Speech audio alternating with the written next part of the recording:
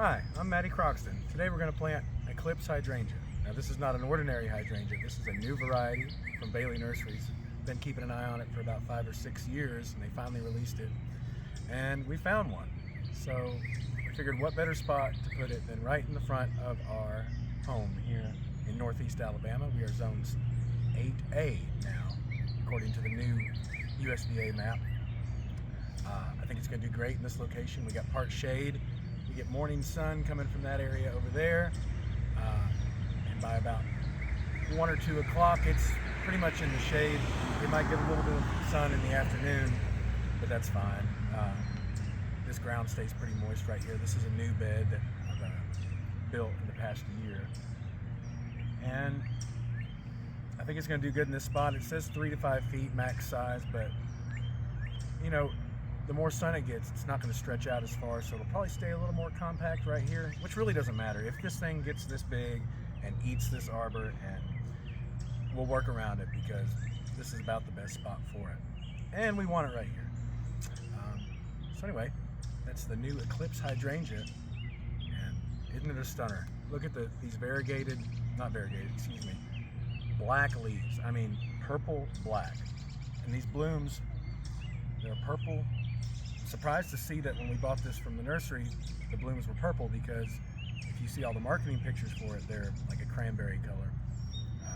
But they will definitely stay purple here in this yard because the soil's acidic. This is pecan tree, which all the hydrangeas that are currently under here, some are purple, some are crush hydrangea is bright pink though. So I don't know, I think it's the soil changes in the whole yard. But anyway, we're gonna plant this. All right, so we've got the plant positioned. We kind of decided this is exactly where we want it. Like I said, we'll see how big it gets, but I think this is a great spot. Already started prepping this hole. Actually, this sucker's heavy, that's a big pot. This hole here, started prepping this the other day because I dug up 3 varieties that were there, because a garden is always changing. As you know, nothing's really permanent. So the soil here is very, very rocky, to say the least. You dig a hole, it's probably at least 30 or 40% rocks, which is not a problem. Rocks aren't necessarily bad, but it can make it harder to dig. And of all things, I'm also encountering a root from this pecan tree behind me. It's gonna be fine. We're gonna plant to the side of that. This is probably the favorite shovel. I use this shovel a lot. This was actually a recommendation from Jim Putnam, who's another YouTuber that's I follow. He's a great guy, and he recommended this shovel, and it's been a great tool because it's narrow, gets down. It's easier to dig with an arrow or shovel, especially when the ground is rocky. So we're digging the hole. This is a big pot. I think it's a 10 gallon pot. Don't necessarily like to buy stuff in a pot that big, but it's the only one I could find. So we got to dig a big hole. We're gonna say probably twice as wide. I like to loosen the soil up underneath a little bit, kind of get that mixed up. But the depth is really not as important as the width, just making sure you're loosening up that soil around it. So we're gonna dig that hole and just kind of get everything loosened up. And like I said, we got rocks. We got rocks for days. Rocks, rocks, rocks. There's little piles all over the yard of rocks, which is kind of neat. Anyway, grab some soil conditioner. You can amend this hole. You can amend it with pine bark soil conditioner. You can amend it with any kind of compost, anything to get in there to kind of loosen the soil up, give it some space, let it breathe. Especially here, it's a clay-based soil, but it's loamy. The topsoil's not super thick here, but we have what we have. So usually I'll amend the soil with pine bark, really just anything to loosen it up, kind of fluff it up where those roots can really spread out through it. You dig a hole and you just put the plant in it and say you're on your own. Some people plant that way. Me, I like to give them a little extra help. Yeah, so we're gonna dig the hole. We're gonna find some stuff to mix in, and yeah, see you back in a second. All right, so we're digging our hole. Luckily we didn't hit any more roots. I got plenty of space here. Now what I like to do is take some of the soil out so we can have some space to work. I'll take some out and I'm gonna put it in a wheelbarrow because I'm trying not to make a mess in the mulch. I'm gonna take some out.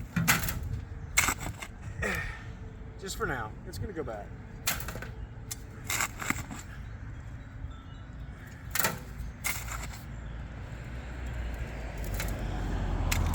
All right, now we can see what we're working with. Plenty of space. Those are roots from something. All right, plenty of space in this hole. We've dug down the depth of the pot, maybe a little bit deeper. Here you can't really go much deeper than that because you hit the subsoil, which is just rocky. And check this out. Look at this guy. Come on. Look at that guy. This dirt is full of earthworms. And part of that's due to having made this bed and put wood chips on it for the past year or so, about a layer about 3 or 4 inches thick, and letting those wood chips decompose and compost into the soil really has helped this soil come alive. It was just turf grass for the past 70 years. So now everything's flourishing, doing really good, getting that hole dug. I probably am a little OCD on this. It takes me forever to plant anything. Didn't have any pine bark soil conditioner. I used the last of it yesterday. Got jungle growth. Like I said, this is raised bed, flower bed soil. You don't want to just plant straight in this. You want to just kind of mix this in with your native soil because you need all that native soil too. But I'm going to add a little bit just to kind of mix in there and get some organic material back in the soil. Probably doesn't even need it after putting those wood chips on there. It's just loosening things up. Another rock. I mean, it's full. Loosening it up. I may take a few scoops out, put it in the wheelbarrow. Since it is such a large hole. More rocks. Yeah, so we're just working that in there, mixing it in there. Can you see in that hole? Just working that in there. Stirring it up. Trying not to kill any earthworms, although that's kind of inevitable.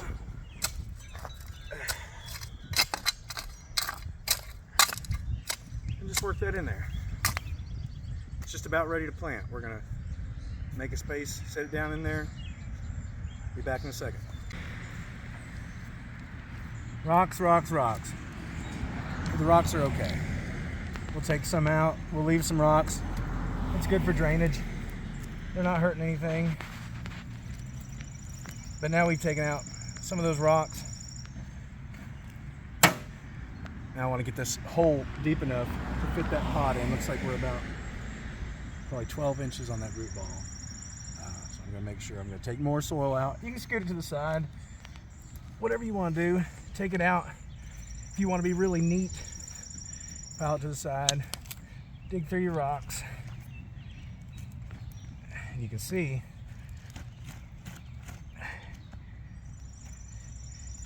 right now we're hitting the subsoil. The soil's turning a lighter color. That's the subsoil. And really there's no need in going any deeper with our hole. You can loosen it up if you want. I've seen hydrangeas root in that were in the ground for 50 years, and that's about as deep as the roots have gone. Maybe 1.5 feet.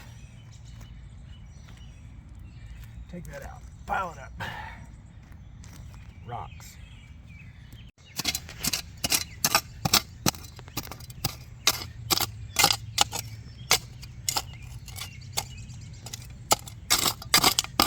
Just loosening up that soil on the bottom a little bit.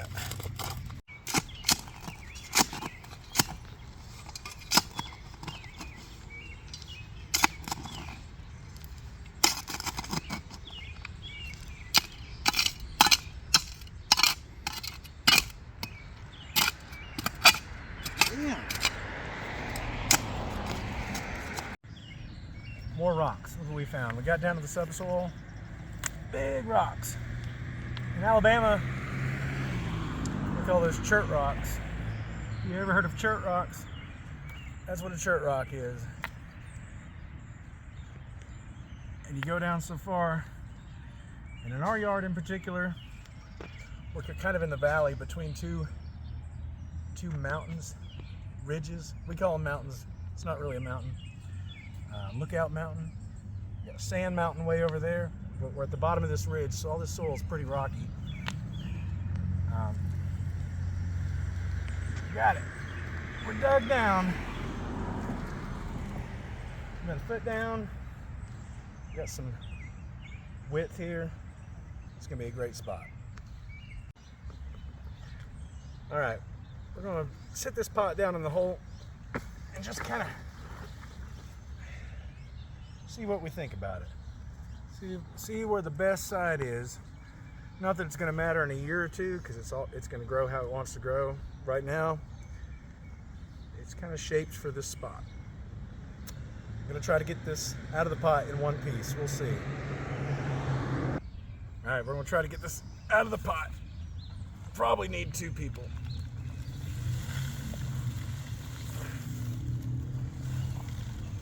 Oh. That's a balancing act. Look at that. Good root ball. It's not root bound. Looks like it's been in this pot not too long. Like I said, looks great. Roots look awesome. Which way did we decide we were going to plant it? Something like that. Good thing I've been working out.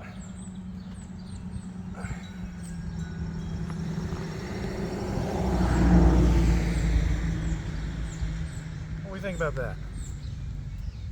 Does the cameraman like it? Looks good.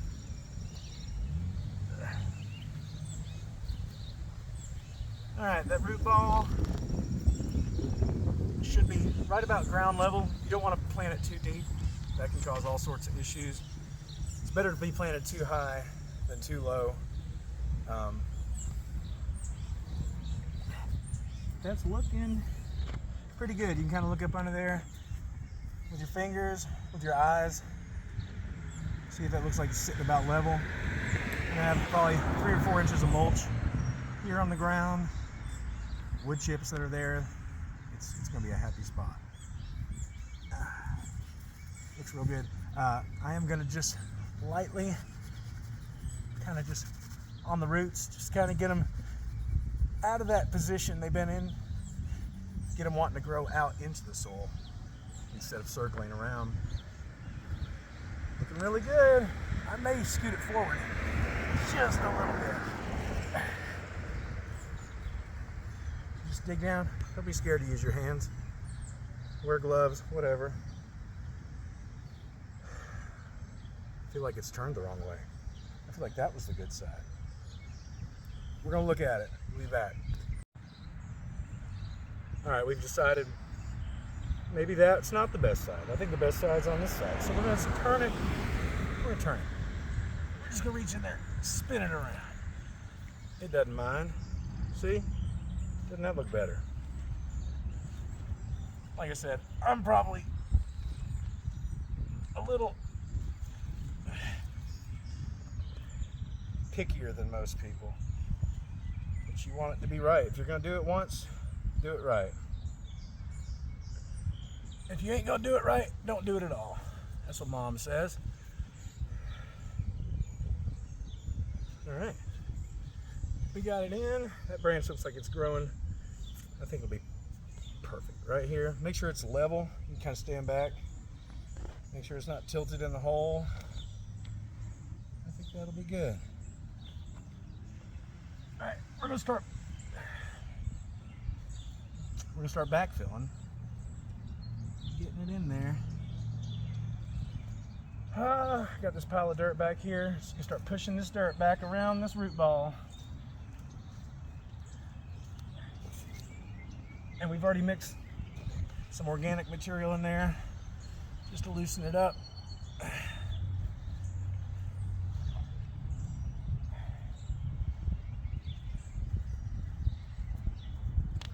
It's amazing how much this hydrangea can contrast with lime green or chartreuse foliage like sunshine ligustrum or stained glass hosta. That's a baby, but it really makes the dark foliage just pop.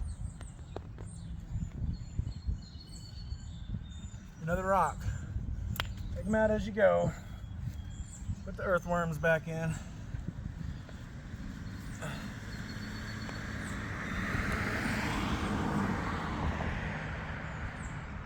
All right, now we're just backfilling. We're pushing that soil back in there. We've mixed some of that garden soil compost in with it. Just loosen it up. We're filling back in around it.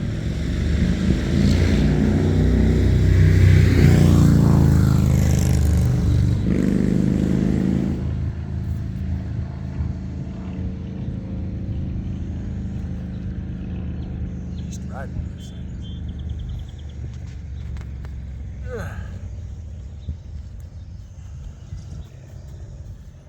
Alright. Still needs the soil we've got in the wheelbarrow back here.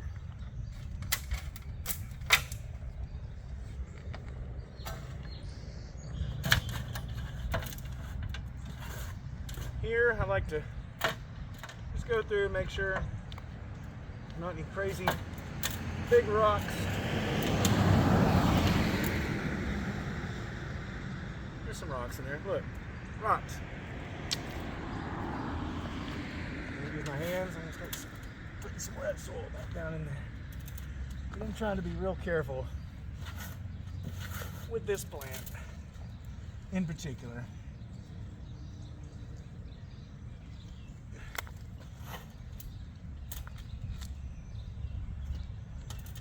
Soil is good.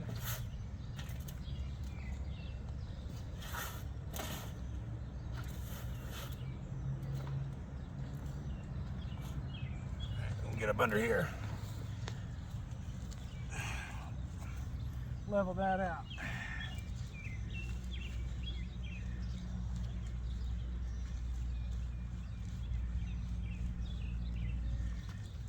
Fill it in. Push it down a little bit. You don't want to stomp on it with your feet. You don't want to compress that soil back down so much that it can't breathe, but you do want to get the air out of it for the most part. Rocks. Need a little bit more. Now, we put a big pot in there. There's a big root ball, so obviously all the soil is not going to go back in the hole. There's just not room.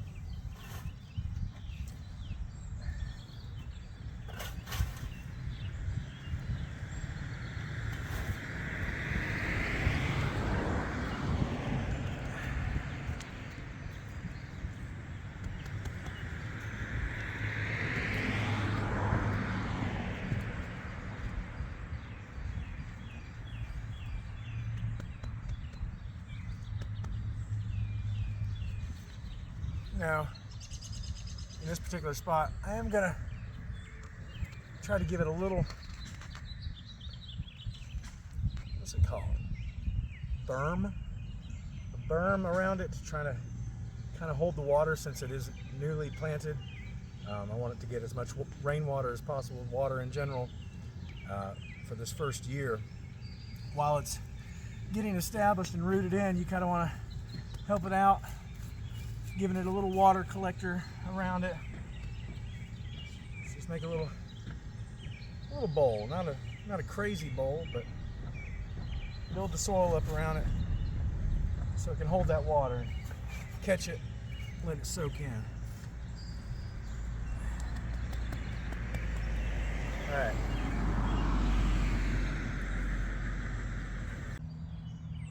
Why didn't you tell me I was wearing a nice jacket before I started planting this? I wasn't even thinking about my jacket. Half the time my brain's in another place and I'm not even thinking about what I'm wearing. I'm just in the garden. It doesn't matter. We'll wash the jacket. What do you think? What do you mean? Is it a good spot? I think it's a good spot. What type of flower is this? It's a hydrangea. Hydrangea? Why is the leaves like really dark? Because that's a specially bred new cultivar called Eclipse. Eclipse. Will the flowers change or will they stay the same? The soil here, they'll probably be purple, just like that. We'll see next year when it gets acclimated to the soil here. They could change. They could be a different color, but for now they're purple. It's been in that pot and they're purple. They might be pink next year. But what's wrong with your leg?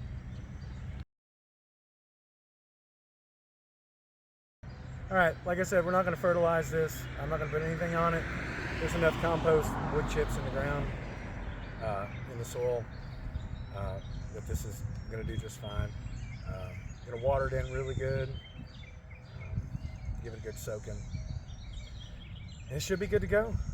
Like I said, that's the Eclipse hydrangea. That's how to plant really any hydrangea Macrophylla. It's not particular to this variety. Stick in the ground.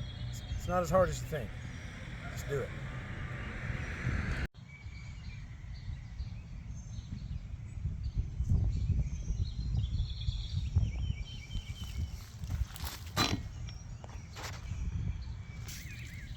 Once you get it planted, get the mulch back, cover it up. 3 or 4 inches of mulch, just keep the ground moist. Soak it in real good. I mean, soak it. With hydrangea Macrophylla, any of the big leaf hydrangeas, you do not want to water them from the top. If the sun is going to shine and there's water on the leaves, it will burn the leaves. You'll start to notice little spots on your hydrangea. It will burn the leaves. It just welcomes problems. So you don't want to get that foliage wet and then let the sun burn it. So we'll see about this black variety, see how it does.